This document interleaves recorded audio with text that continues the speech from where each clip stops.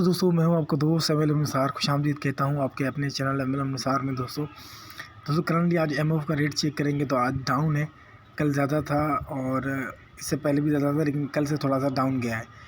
तो दोस्तों घबराना नहीं है बिल्कुल भी, कभी भी पंप कर सकता है। सिर्फ क्योंकि ये जो करेंसीज़ होती हैं इनमें पेशेंस बनाए रखना ज़रूरी होता है, क्योंकि ये डाउन होती हैं तो आप ये ना समझें कि अब नहीं हो सकती।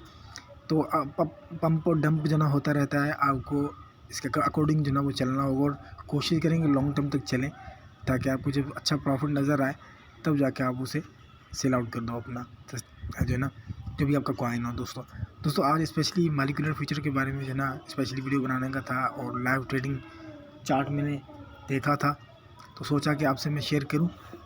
तो दोस्तों आप देख सकते हैं कि अभी करंट जो रेट है इसका वो बिल्कुल भी है ना अप डाउन जा रहा है। तो आप अगर लेना चाहते हैं तो ले सकते हैं, क्योंकि अभी मार्केट मेरे हिसाब से तो गिरी हुई है, क्योंकि 0.6 के गया था।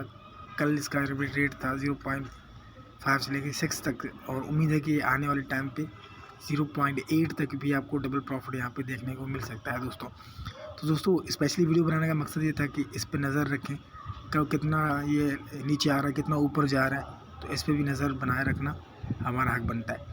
तो थैंक यू सो मच दोस्तों। आज के वीडियो स्पेशली एमओएफ के रिगार्डिंग थी। उम्मीद करता हूँ कि एमओएफ का रेट आपने चेक किया होगा, और बाकी मुझे सेल नहीं करना, मैं अभी तक इसे रखूँगा, और आने वाले टाइम पे अगर ज़रूरत होगी तो फिर देखा जाएगा। तो टेक इट टिल देन दोस्तों, अगर आप पहली बार हमारे चैनल एमएल अनुसार में आए हुए हैं तो रेड बटन के साथ चैनल को सब्सक्राइब ज़रूर करें, क्योंकि मैं ये वीडियो बना रहा हूँ आपकी नॉलेज के लिए बना रहा हूँ दोस्तों, ताकि आपकी नॉलेज किसी और को भी फ़ायदा दे दोस्तों।